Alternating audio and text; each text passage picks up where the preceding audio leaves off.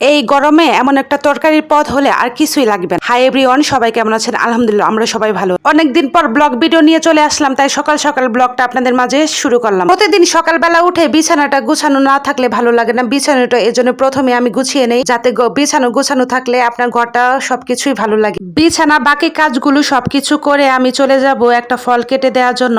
আজকে আমার বাসায় আম ছিল, তাই এটা আমি বাবুকে কেটে দিব। আমার ছেলে এই আমটা খুব খেতে পছন্দ করে, তাই আমি ওকে চেষ্টা করি প্রত্যেকদিন আম না হলে অন্য ফুড দেওয়ার জন্য। এই আমটা অনেক মিষ্টি ছিল, আর এই গরমে রান্না বান্নার কাজ সবকিছু অসহ্য মনে হচ্ছে, তাই আপনাদের মাঝে অনেকদিন পর ভিডিও শেয়ার করলাম। অবশ্যই ভিডিওটি আপনাদের কাছে ভালো লাগবে। তো আমি পাঙ্গাস মাছ সবসময় চেষ্টা করি যে হালকা কুসুম গরম পানিতে ধুয়ে নেওয়ার জন্য, ভালো করে যাতে তেলটা না থাকে উপরে। এজন্য আমি ভালো করে এটা পরিষ্কার করে নেই পাঙ্গাস মাছটা, আর লবণ দিয়ে ধুয়ে নিই। তারপর হচ্ছে আমি চুলায় চলে যাব। তেলটা গরম হয়ে গেলে পেঁয়াজটা দিয়ে রান্নার রেগুলার মশলা হলুদ মরিচ ধনিয়া জিরা সামান্য পরিমাণ লবণ এগুলো দিয়ে ভালো করে মশলাটা আমি কষিয়ে নিয়ে দিয়ে আবারও ভালো করে ঝাল করে নিয়ে এখানে আমি রসুন বাটাটা আর পেঁয়াজ বাটাটা একটু ব্যবহার করি। তারপর হচ্ছে এগুলো আমি ভালো করে কষিয়ে নিব। এগুলা মশলাটা ভালো করে কষিয়ে নেওয়া হয়ে গেলে দেখতে পাচ্ছেন উপরে তেল উঠে আসবে। পর্যায়ে আমি আজকে মাছটা দিয়ে দিব। আজকে মাছটা আমি কষিয়ে রান্না করি, কারণ এখানে আমি সবজি দিয়ে রান্না করব এজন্য। আর হচ্ছে মাছটা কষিয়ে রান্না করলে আমাদের কাছে ভালো লাগে, আবার ভেজেও রান্না করি, ভেজেও ভালো লাগে, দুইটাই রান্না করি। তো আমি আপনাদের মাঝে আজকে কষিয়ে রান্না করব, সেটা আমি আপনাদের কাছে শেয়ার করব।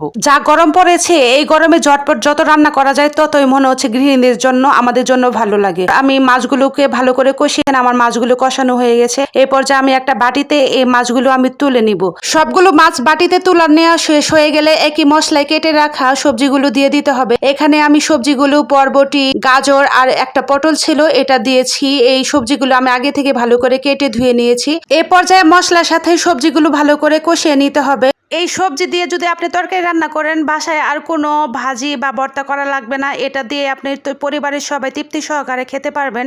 এখন আমি সবজিগুলো আর মশলার সাথে ভালো করে কষিয়ে নিতে হবে। এই মশলার সাথে সবজিগুলো ভালো করে কষিয়ে নিয়ে আমি একটু নেড়ে চেড়ে দিব।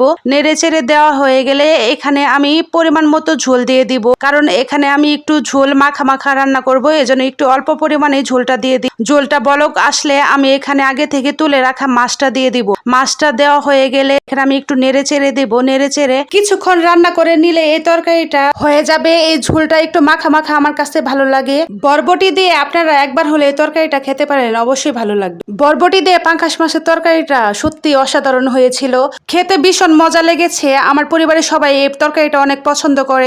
এখন আমি একটা পাত্রে এই তরকারিটা ঢেলে রেখে দেব। এই গরমে ঝোল ঝোল তরকারি আর একটা পদ হলে আর কিছুই লাগে না।